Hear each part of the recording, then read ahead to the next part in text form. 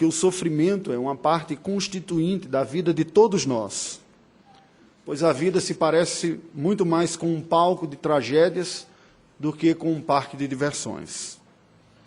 Não é razoável esperar da vida, mesmo em resultado da fé, por mais forte que ela seja semelhante a um conto de fadas ou a um momento de entretenimento prolongado. A pergunta inicial que nós devemos nos fazer diante dos sofrimentos que experimentamos em nossa vida, ou mesmo daqueles mais agudos que experimentamos como tragédias pessoais, é o que estas realidades revelam sobre o estado da minha alma, como eu reajo a elas. Portanto, eu lhe pergunto nesta noite, como você tem lidado com a dor aguda na sua vida? Ela pode ser de ordem física, de ordem emocional, social, familiar, eclesiástica, das relações interpessoais. Mas quando a dor lhe visita, como você reage?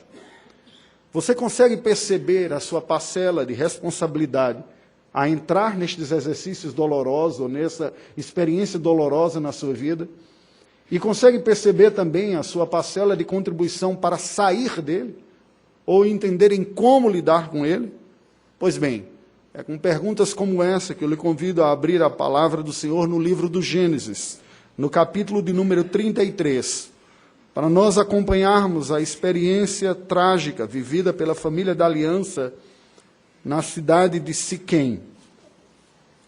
Gênesis, capítulo de número 33, a partir do verso de número 34, versículo 1, todo o capítulo 34. Mas começa assim no verso 18 do capítulo 33 e se estende pelo capítulo 34. Eu peço a sua atenção à leitura da palavra do Senhor que passo a fazer, de Gênesis 33, 18 a 34, 31. Voltando de Padã-Arã, chegou Jacó são e salvo à cidade de Siquém, que está na terra de Canaã, e armou a sua tenda junto da cidade. A parte do campo onde armara a sua tenda, ele a comprou dos filhos de Amor, pai de Siquém, por 100 peças de dinheiro. E levantou ali um altar e lhe chamou Deus, o Deus de Israel. Ora, Diná, filha que Lia dera à luz a Jacó, saiu para ver as filhas da terra. Viu a Siquém, filho do heveu Amor, que era príncipe daquela terra, e tomando-a, a possuiu e assim a humilhou. Sua alma se apegou a Diná, a filha de Jacó, e amou a jovem, e falou-lhe ao coração. Então disse Siquém a Amor, seu pai, consegue-me esta jovem para esposa. Quando soube Jacó que Diná, sua filha, fora violada por Siquém, estavam os seus filhos no campo com o gado. Calou-se, pois, até que voltassem. E saiu Amor, pai de Siquém, para falar com Jacó. Vindo os filhos de Jacó do campo e ouvindo o que acontecera, indignaram-se e muito se iraram, pois Siquém praticara um desatino em Israel, violentando a filha de Jacó, o que se não devia fazer. Disse-lhes Amor, a alma de meu filho Siquém está enamorada fortemente de vossa filha. Peço-vos que lhe a deis por esposa. Aparentai-vos conosco, dai-nos as vossas filhas e tomai as nossas. Habitareis conosco, a terra estará ao vosso dispor. Habitai e negociai nela, e nela tende possessões. E o próprio Siquém disse ao pai e aos irmãos de Diná, ache eu mercê diante de vós, e vos darei o que determinardes. Majorai de muito o dote do casamento e as dádivas, e eu darei o que me pedirdes. Dai-me, porém, a jovem por esposa. Então os filhos de Jacó, por causa de lhes haver Siquém violado a irmã, Diná, responderam com dolo a Siquém e a seu pai Amor, e lhe disseram, não podemos fazer isso, dar nossa irmã a um homem incircunciso, porque isso nos seria ignomínia. Sob uma única condição permitiremos, que vos torneis como nós, circuncidando-se todo macho entre vós. Então vos daremos nossas filhas, tomaremos para nós as vossas, habitaremos convosco e seremos um só povo. Se, porém, não nos ouvirdes e não vos circuncidardes, tomaremos a nossa filha e nos retiraremos embora. Tais palavras agradaram a Amor e a Siquém, seu filho. Não tardou o jovem em fazer isso, porque amava a filha de Jacó e era o mais honrado de toda a casa de seu pai. Vieram, pois, Amor e Siquém, seu filho, à porta da cidade, e falaram aos homens da cidade: estes homens são pacíficos para conosco. Portanto, habitem na terra e negociem nela. A terra é bastante espaçosa para contê-los. Recebamos por mulheres as suas filhas e demos-lhes também as nossas. Somente, porém, consentirão os homens em habitar conosco, tornando-nos um só povo, se todo macho entre nós se circuncidar como eles são circuncidados. O seu gado, as suas possessões e todos os seus animais não serão nossos? Consintamos, pois, com eles e habitarão conosco. E deram ouvidos a Amor e a Siquém, seu filho, todos os que saíam da porta da cidade. E todo homem foi circuncidado dos que saíam pela porta da sua cidade. Ao terceiro dia, quando os homens sentiam mais forte a dor, 2 filhos de Jacó, Simeão e Levi, irmãos de Diná, tomaram cada um a sua espada, entraram inesperadamente na cidade e mataram os homens todos. Passaram também ao fio da espada a Amor e a seu filho Siquém. Tomaram a Diná da casa de Siquém e saíram. Sobrevieram os filhos de Jacó aos mortos e saquearam a cidade, porque sua irmã fora violada. Levaram todos os rebanhos, os bois, os jumentos e o que havia na cidade e no campo. Todos os seus bens e todos os seus meninos e as suas mulheres levaram cativos. Pilharam tudo o que havia nas casas. Então disse Jacó a Simeão e a Levi: vós me afligistes e me fizestes odioso entre os moradores desta terra, entre os cananeus e os ferezeus. Sendo nós pouca gente, reunir-se-ão contra mim e serei destruído, eu e a minha casa. Responderam: abusaria ele de nossa irmã como se fosse prostituta? Queridos irmãos, nós temos diante de nós uma das experiências mais trágicas reveladas na Escritura Sagrada no seio da família da fé. Certamente, nós vemos aqui uma dor não pequena experimentada pela família da fé. Esta realidade ocorreu logo depois que a família estendida de Jacó chega da terra da Mesopotâmia, voltando à terra prometida, em cumprimento à ordem de Deus de que era chegado o momento de Jacó voltar à terra prometida e assim dar continuidade ao plano redentor do Senhor de constituição do seu povo. Eram 70 pessoas, havia muita riqueza com Jacó. Lá ele estava com seus filhos, seus 11 filhos e sua filha Diná, quando chegando já dentro dos limites da terra de Canaã, se acerca a uma cidade chamada Siquém, armam as suas tendas lá, e chegaram mesmo a comprar algumas terras ali dos filhos de Amor, o rei da cidade. Naquele momento é como se Jacó dissesse: agora aqui vamos estabelecer a terra prometida, ver como é que Deus vai dar continuidade ao seu plano. Tem uma cidade próxima, infraestrutura básica, aqui dá para negociar algum tipo de coisa, e neste sentido ele dá os passos seguintes na sua vida. Edifica um altar em nome de Deus, mostrando com isso que ele tem aprendido e desenvolvido a sua fé, a sua espiritualidade, o que não era muito característico na vida de Jacó anteriormente, muito focado na sua própria capacidade de resolver os seus problemas. Com aquela proximidade da cidade, com aquela vida sendo vivida ali, Diná, sua filha, começa a ter algumas amizades com algumas garotas, algumas moças lá da cidade de Siquém também, e vai visitar a cidade, caminha para cá, caminha para lá. E a beleza de Diná é contemplada por nada mais, nada menos do que o príncipe daquela cidade, o filho de Amor, chamado Siquém. Aquele jovem, então, se apaixona por ela, se aproxima, e a palavra de Deus nos relata uma tragédia que apenas aumenta, não apenas a violação, uma relação não consensual, mas forçada de Siquém com Diná, e depois a reação desmedida dos filhos de Jacó para buscar uma justiça ou uma reparação daquela vergonha toda. Baseado nessa história, eu gostaria de refletir com vocês nesta noite sobre tragédias e tentações experimentadas na família da fé. Como nós lidamos com isso? Quando tragédias nos vêm e com elas tentações sobre o nosso coração, de diversas naturezas. Este relato aqui do Gênesis, capítulo 34, se nos apresenta em 3 partes. A primeira dela, indo do verso 1 ao verso número 12, nos mostra as tragédias e tentações relacionadas à afeição sensual. Nos versos de 13 a 24, as tragédias e tentações relacionadas à reputação pessoal. Nos versos de 25 a 31, as tragédias e tentações relacionadas à impiedade justiceira. Acompanhemos como o texto sagrado nos apresenta isso. Primeira delas, tragédias e tentações relativas à afeição sensual. Nos versos de 1 a 4, nos é dito que a filha de Diná, filha de Jacó e Lia, foi até as sicamitas, e ela foi vista, percebida na sua beleza, foi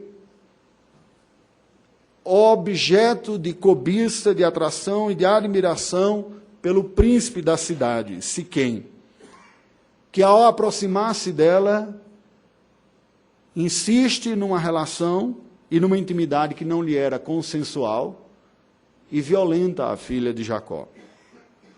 No entanto, aquele homem, aquele jovem, não fez uma típica ação de violação de uma outra mulher. Ele estava, diz o texto sagrado, apaixonado por aquela mulher. E ele então procura o seu pai e diz, olha, é tão grande e tão forte o sentimento que eu tenho por ela que eu não me contive, mas eu quero tê-la como minha esposa.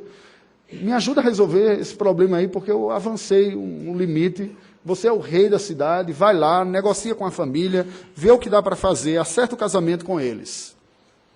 Nos versos de 5 a 7, nós vemos Jacó ouvindo a proposta que veio da parte do rei Amor.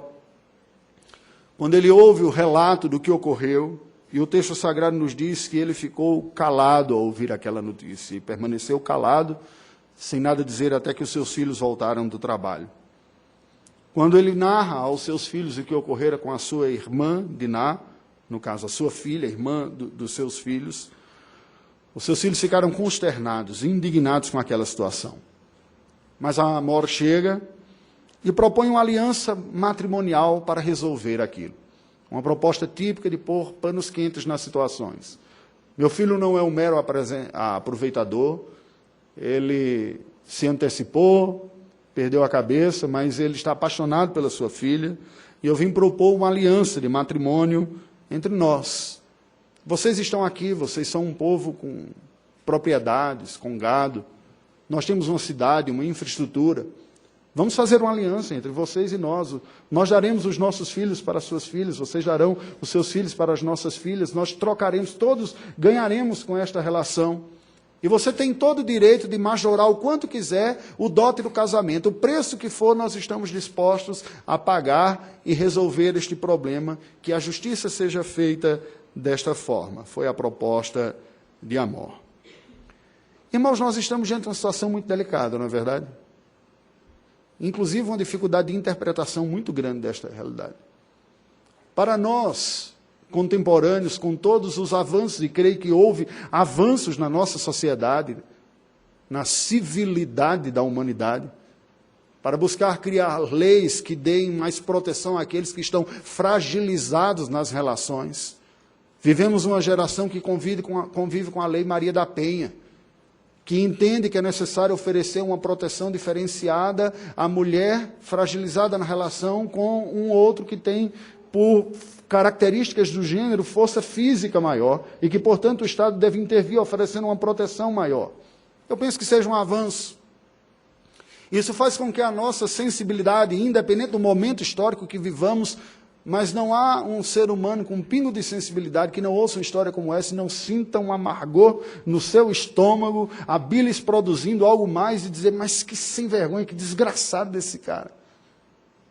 Aquele sentimento de revolta, de uma injustiça muito grande, de uma violação, e que não pode ficar deste mesmo jeito. Entretanto, a Escritura Sagrada descreve o que Siquém sentiu por Diná com a palavra hebraica cuja raiz é arreb, que pode ser traduzido simplesmente por ter afeição ou amar. Não apenas de ordem sexual, que seria equivalente à palavra eros, na língua grega do Novo Testamento, que para nós muitas vezes está associada a um sentimento caído e puramente carnal, e por que não dizer necessariamente pecaminoso. Mas não é assim que a Bíblia apresenta este conceito. A Bíblia apresenta o conceito da afeição sensual, da atração homem e mulher, macho e fêmea, e até erótico, como uma característica normal e comum entre os seres humanos. Nós não podemos viver uma crise de consciência e hipersensibilidade como se os desejos fossem por si só negativos, porque esta mesma palavra é aplicada, por exemplo, àquele momento em que Isaac conhece Rebeca, e a mesma palavra usada do sentimento de Siquém para condenar foi o que Isaac teve com relação a Rebeca, e disse: Isaac amou Rebeca na tenda da sua mãe. A mesma palavra também é usada para aquele escravo que decide não aceitar a alforria, pela afeição que tem para com os seus senhores, que gosta tanto deles, deste relacionamento, que diz que ele, por amar os seus senhores, ele não quer a alforria, ele quer permanecer sendo escravo. A palavra também é usada para falar do relacionamento de Deus com o seu povo, porque o Senhor vos teve afeição. Ele não vos escolheu porque era o maior, nem o melhor de todos os povos, mas porque vos amava. A mesma palavra. Palavras com conotações positivas. Entretanto, ela é usada aqui para falar do caso que acabou gerando este estupro de Siquém para condenar, do caso da violação de Amnon para com a sua meia-irmã Tamar também. Ele a amou, entretanto, a reação foi absolutamente distinta da de Siquém.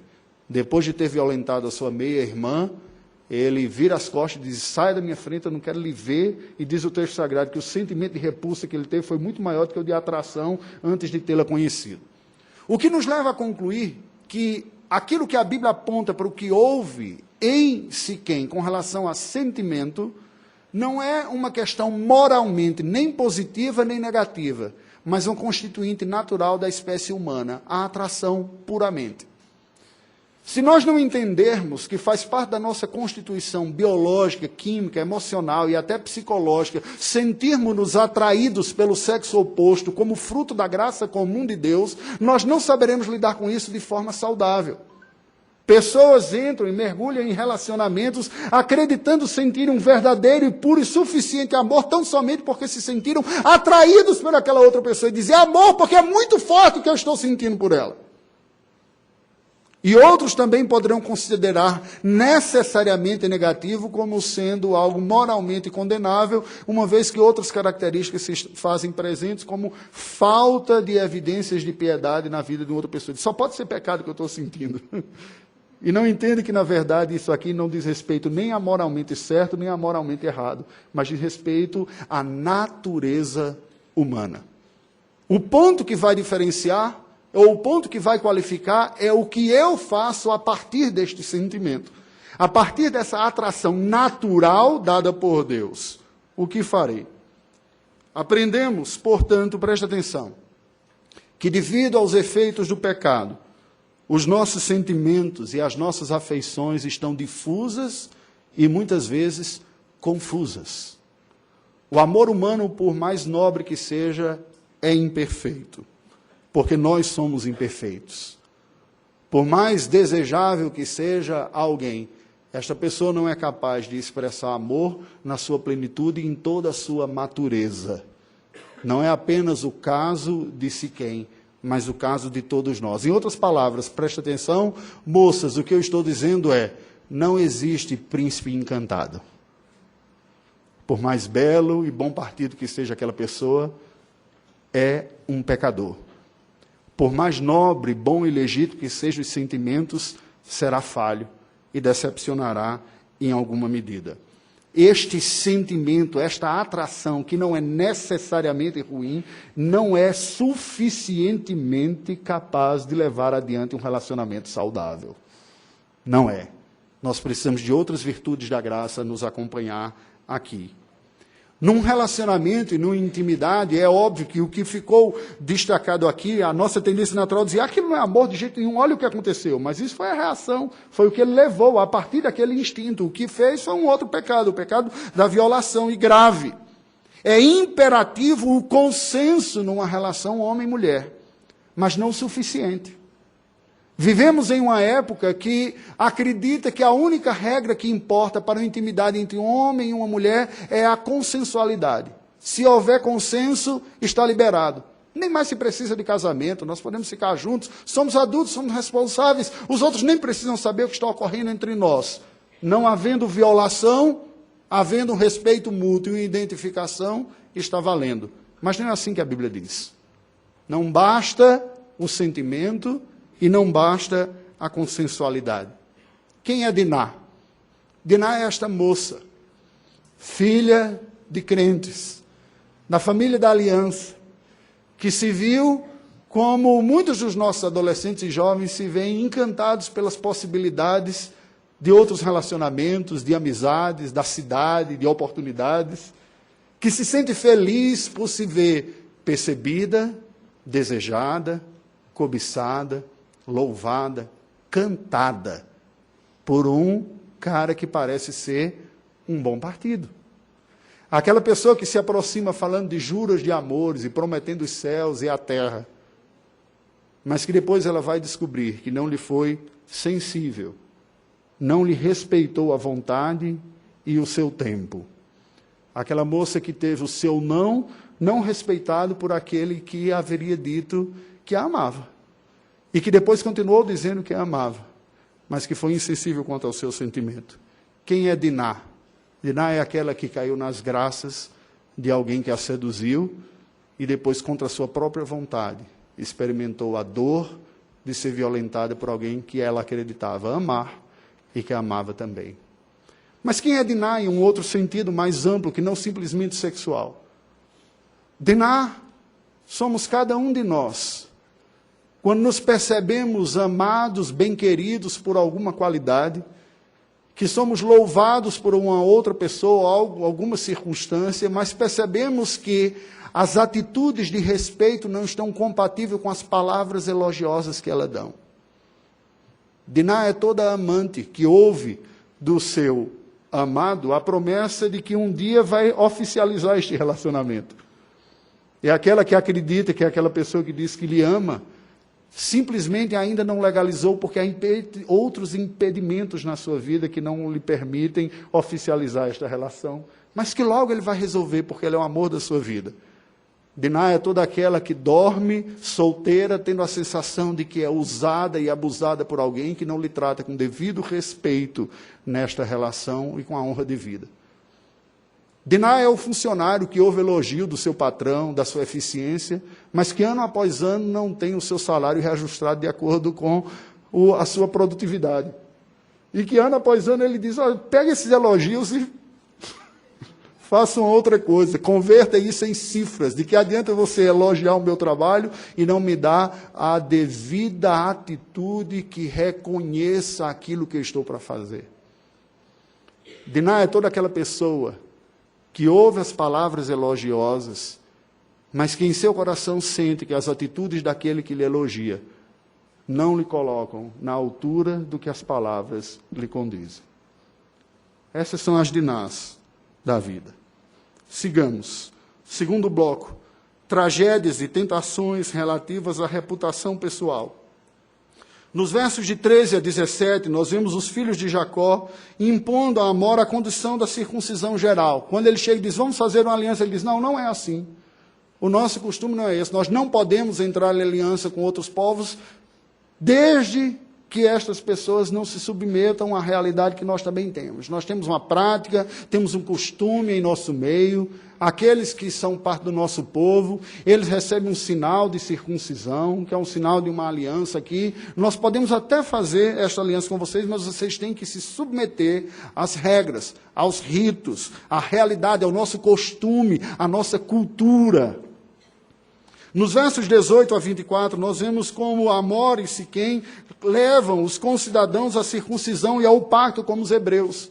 Depois de ter ouvido aquele relato da parte dos hebreus, o rei e o príncipe voltam à sua cidade e dizem o seguinte, olha, nós temos um povo bom, pacífico, que está aqui, que tem muitas oportunidades de negócio, de casamento, de família, gente honesta, e eles pediram tão somente a condição que nós nos circuncidemos. Vamos fazer isso. E convenceram toda aquela cidade a se circuncidar, os homens, e assim entrar em aliança com os hebreus. O que nós vemos aqui? Nós vemos uma clara banalização sacramental. O sacramento da circuncisão deveria ser administrado como sinal do pacto entre Deus e o seu povo, e não diminuído a uma mera prática cultural, étnica, um costume ou um hábito que se faz no meio do povo. reduzindo simplesmente as pessoas a uma espécie de acomodação social de uma realidade que é, acima de tudo, sobrenatural de pacto com Deus. A utilização do sacramento como uma mera identificação étnica e social demonstrava uma maior preocupação dos hebreus com a expectativa social do que a espiritual. Ao fazer isso, eles estavam diminuindo a grandeza do pacto com Deus, que diz respeito à salvação, vida eterna, santidade, transformação de vida, a meros atos, ritos e performance socio-religiosa. E foi assim que, inclusive, eles passaram. Não há no discurso de apresentação aos siquemitas o elemento da fé. Agora eu lhe pergunto, é diferente de tantos jovens que se aproximam de nossas jovens? Interessados em, depois de ter rodado pela vida, experimentado de tudo, encontrar uma moça limpinha para se casar? E que aceitam se submeter às aulas de catecúmenos e até mesmo aceitar um rito para agora levar uma família mais saudável, quando toda a família percebe, mas não quer ver, de que não há nenhuma evidência de fé verdadeira naquela pessoa.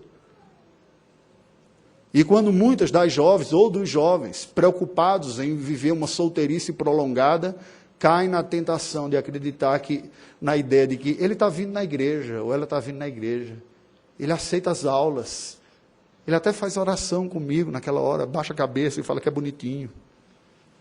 E assim se submetem a essa situação de risco. Agora vejamos outros personagens aqui dessa história. Quem é Siquém? Siquém é o amante insensível. É aquela pessoa que foi criada como um príncipe. Para mim representa um típico playboy. Com beleza, possivelmente, o texto não fala, riqueza, destaque. O pai deu o nome da própria cidade, o nome dele, ou vice-versa, não dá para saber quem veio primeiro, né? Se foi assim, se ele rebatiza a cidade com o nome do filho, ou coloca o filho com o nome da cidade, de toda forma, ele eleva o filho a uma condição muito maior do que simplesmente um jovem. É alguém que carrega consigo a própria representação de toda aquela governança, do seu projeto. Este Siquém é aquela projeção do filho de que ele será muito mais do que eu fui. Um jovem acostumado possivelmente a receber tudo o que queria, de facilidades, a não ter nãos. E quando ouviu um não, não soube reconhecê-lo como um não verdadeiro. Da parte de alguém que ele sentia um sentimento de atração, de desejo, e quis casar. Mas ela disse não. Ele disse, como não? Eu sou Siquém, ninguém diz não para mim. No fundo você está dando uma de difícil. E não fez a leitura do momento. E Amor? Um típico pai de playboy, que não mede os esforços para oferecer para o seu filho tudo aquilo que ele quer, que está disposto a fazer o que for para resolver os problemas, para pôr panos quentes, que não confronta o seu filho nas suas responsabilidades e nas suas culpas, mas simplesmente diz, deixa meu filho, nós vamos resolver isso. Me lembra muito do Lionel Luthor, da série Smallville, com o seu filho Lex Luthor, que nessas relações muitas vezes tentava resolver de outras formas o problema e não realmente ir no X da questão. Amor somos todos nós, pais, que não temos a coragem de confrontar os nossos filhos quando eles mostram sinais de impiedade. De que temos medo de dizer não e de discipliná-lo, com receio de que eles terão raiva da fé, da igreja e que se afastem. E acobertamos os seus erros e procuramos resolver os problemas dando jeitinhos e buscando compensações nessa vida. Jacó. Quem é Jacó? O pai de Diná, que ficou calado ao ouvir toda aquela reação. Eu fico imaginando dentro dele um vulcão explodindo, tudo aquilo fermentando. A sua filha querida que ele tomou nos braços, a nenenzinha, a bebezinha, a princesa. Todo mundo que é pai de filha sabe o que eu estou dizendo aqui. O tesouro mais caro dos nossos olhos, que a gente sonha que um dia alguém que a ame devidamente venha desposá-la, tratando com a honra devida, e por isso mesmo nos sentimos agoniados quando uns urubus começam a voar em torno do território. Mas toda a sua preocupação e o seu zelo se mostrou impotente. A sua princesinha, a sua filhinha, foi violentada. O que dizer? Como seguir adiante? Como pensar a vida diante de Deus? Senhor, porque o Senhor permitiu isso para minha filha? O drama que se instala no coração de pais entre querer proteger e oferecer aos filhos uma oferta de uma blindagem quase dos perigos que a vida oferece, mas ao mesmo tempo sentindo desconforto de que não é possível fazer isso numa medida absoluta. E por mais que você se dedique, a vida lhe pega num contrapé e ela se apresenta diferente daquilo que você desejava. E o sentimento de impotência se instala dizendo, eu errei. Eu não devia ter deixado ela fazer, mas fazer o quê? Eu vou trancafiar a minha filha dentro de casa. Terceiro bloco, versos de 25 a 31. Tragédias e tentações experimentadas relativas à impiedade justiceira. Nos versos de 25 a 29, nós vemos Levi e Simeão, dois dos filhos de Jacó, também com Bila, irmãos de pai e mãe de Diná, que planejaram de forma furtiva e escondida uma vingança. Propuseram aquela aliança, mas com outros objetivos. A Jacó pareceu uma razoável medida de satisfação. Como alguns pais acham, hoje as coisas estão mais liberais, mas em gerações anteriores, quando jovens antecipavam a intimidade sexual sem casar, a família se dava por satisfeita quando casava os filhos. Assim, pelo menos a gente lavou a honra, está casado. De alguns casos de famílias, eu tenho inclusive na minha própria família, quando os pais resistiam muito ao casamento, aí os filhos davam uma fugida para garantir que agora veio pelo outro lado, né? Foge. Aí depois, agora vai ter que casar, e o pai fica desesperado, no final das contas falava. Hoje está bem mais liberal, as pessoas já não fazem isso tanto assim. Mas Levi e Simeão planejam um plano sórdido. Depois que aqueles homens todos foram circuncidados, ao terceiro dia, quando eles experimentavam a dor mais aguda da inflamação, numa época sem analgésicos e antibióticos, e estavam enfraquecidos, eles entram na cidade e promovem uma chacina. Saqueiam as casas daquela vila, daquele reino, que era uma cidade, mas uma cidade pequena. E levam cativos os meninos e as mulheres, depois de ter matado todos os homens. Os versículos 30 e 31 nos mostram Jacó advertindo seus filhos quanto ao crime que eles cometeram, ao mal, à transgressão. E eles não reconheceram, eles alegaram a justiça da honra. Por acaso eles poderiam tratar a nossa filha, como nossa irmã, como se fosse uma prostituta, uma mulher sem valor? Eles tinham que pagar por isso. O que é que nós aprendemos aqui, meus queridos? O texto nos alerta contra o crime da honra, que durante um certo tempo, até na nossa legislação, salvo engano, foi considerado um crime justificável. Quando havia uma traição e o marido se descobria traído naquela circunstância, e no calor da emoção, ele vinha a matar aquele que veio a ter relacionamentos com sua esposa, ele teria sua pena atenuada por ser um crime de honra. Que honra há num crime de honra? Nenhuma. O ego ferido de uma pessoa orgulhosa precisa ser crucificado na cruz de Cristo. A dor precisa ser chorada aos pés do Senhor. O consolo precisa vir do alto. Caso isso não ocorra, não haverá justiça que repare esta agonia. E o desejo de vingança crescerá e cegará o coração daquele que foi vítima de uma situação ao ponto de não reconhecer limites, e a sua maldade se manifestará, às vezes em uma intensidade ainda maior do que o crime originalmente provocado que ele foi vítima. E o pior que tudo isso, travestido debaixo de uma capa de justiça. Quando o próprio algoz acredita que o que ele está fazendo é justiça, mas a sua boca destila fel, amargura maligna de um coração dominado pela vingança. Por isso que a palavra do Senhor diz que a vingança não compete a nós, mas ao Senhor. Por isso há autoridades constituídas por Deus para julgarem, porque o ser humano, na passionalidade do seu sofrimento, não produz a justiça. Tiago mesmo diz que a ira humana não produz a justiça de Deus. Outros personagens nós vemos aqui. Simeão e Levi, os justiceiros sanguinários. Parece personagem de heróis modernos, né? Gente que acredita que está fazendo bem à revelia da lei do que os outros estão pensando. Eu estou para punir o mal. Eu sou o agente da justiça divina até. Vocês sabem o que isso produzem, né?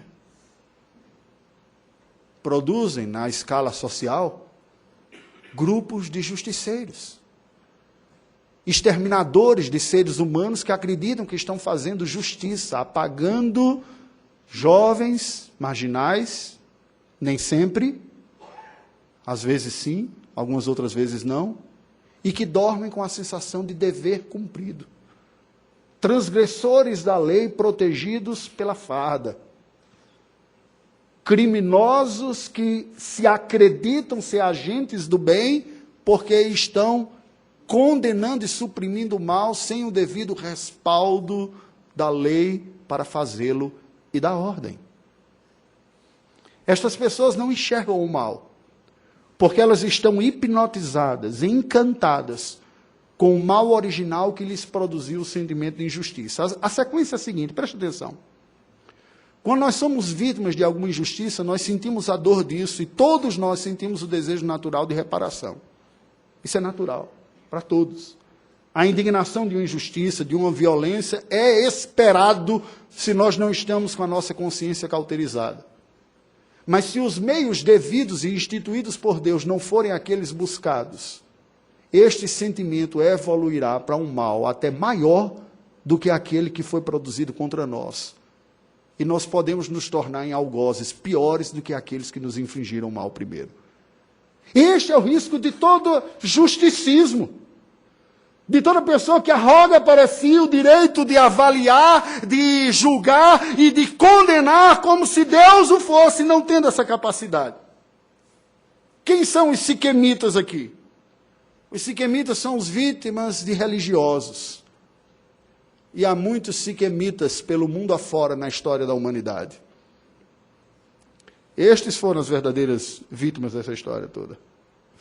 Os habitantes daquela cidade, que nada fizeram, entraram num pacto por conveniência de sua autoridade e foram vitimados por pessoas que agiram em nome de Deus.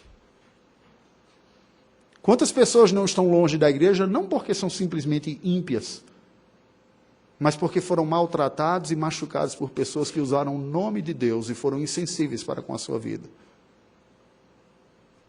E que saem com memórias de sofrimento que lhes foi imputado por pessoas que agiram em nome do Senhor. Os hebreus, os irmãos de Simeão e Levi, são os envergonhados dessa história. Aqueles que olham e dizem, em nosso próprio meio, há um mal tão grande quanto do lado de fora. Qual é a mensagem desse texto? A manutenção da identidade santa do povo de Deus requer um distanciamento seguro da impiedade. A compra de terras e a comunhão entre os siquemitas e os hebreus quase matou o povo antes mesmo deles existirem como tal, mas não os poupou de tragédias. A superproteção pelo isolamento ou a vulgarização sacramental pela negação identitária não geram a piedade, pois somente a graça divina pode impedir a vitória do mal em todos nós. Deste texto, eu destaco 4 lições dolorosas e paradoxais percebidas na tragédia de Siquém. A primeira, a tentação do envolvimento afetivo em aliança com quem está fora da aliança. Cuidado. Quando seu coração se vê inclinado por alguém que não tem aliança com Deus, há muitos perigos neste relacionamento, por isso que a Bíblia o proíbe. Os puritanos até mesmo afirmavam que é impossível haver um relacionamento entre um crente e um incrédulo, porque os dois nunca vão experimentar o amor na mesma medida. É mais fácil um casamento dar certo entre dois crentes ou entre dois incrédulos do que entre um crente e um incrédulo. Porque os incrédulos experimentam um amor, de alguma maneira, de negociação de ganha-ganha, de ganho mútuo. Não se tem uma expectativa sobre-humana. Os crentes, por sua vez, experimentam a realidade do amor sacrificial, fruto da graça que nos alcançaram. Mas quando um entra com essa disposição e o outro não, há um descompasso irreconciliável. Cuidado com os seus sentimentos. Segunda, a cegueira das pessoas virtuosas quanto à sua capacidade de atos vis. Preste atenção. Esse é um risco muito grande para quem se sente um bom religioso. De que olha no espelho e diz, eu sou incapaz de fazer o mal. Este é o maior risco, porque pessoas assim são potencialmente as que podem fazer ainda maior estrago na vida de outros. A Santa Inquisição que o diga, os tribunais das bruxas de Salem, lá em Massachusetts, Connecticut, na Nova Inglaterra também, que o digam. Pessoas que, em nome do Senhor, executaram outras se vivendo como verdadeiros justiceiros. A tentação para a compensação ritual como a legitimadora da violação. Não, fez errado, mas vem aqui, vem para a igreja, professa fé, participa dos nossos ritos e está tudo bem. Não. A vida cristã é, acima de tudo, uma vida de arrependimento, reconhecimento, de fé. E, por fim, a cegueira provocada pelo desejo de vingança travestido pela capa justiceira. Concluindo, irmãos, os perigos enfrentados nesta vida são reais e constantes. Todos sofreremos e faremos outros sofrerem também. Portanto, é sábio que vivamos a vida buscando desfrutá-la, mas sem esperar dela a plena satisfação que só encontraremos em Deus. Devemos viver em estado de alerta, pois a vida se parece menos com um parque de diversões e mais com um campo de batalha. Eu pergunto a você, o que as tragédias e as decepções que você experimenta na vida revelam sobre o seu coração? Como você lida com a dor aguda? Causada ou sofrida? Preste atenção. Se você tem experimentado ou experimentou tragédias que têm marcado a sua vida e você se sente impotente, incapaz de superá-la, eu lhe digo, somente um poder maior do que aquele que causou tamanha dor em você é capaz de fazer vencê-lo. E este poder é o poder da cruz de Jesus Cristo. Somente o poder da cruz é suficientemente maior para trazer cura, perdão, desatar os nós que lhe prendem, as dores e as angústias experimentadas nas tragédias da sua vida e lhe capacitar a seguir adiante. E aceitar que mesmo sem entender tudo e por que ocorreu com você o que ocorreu, Deus está com você.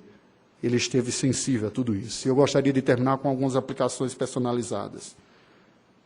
A Diná, aquela amada violada. Você pode se perguntar, por que isso ocorreu com a minha vida?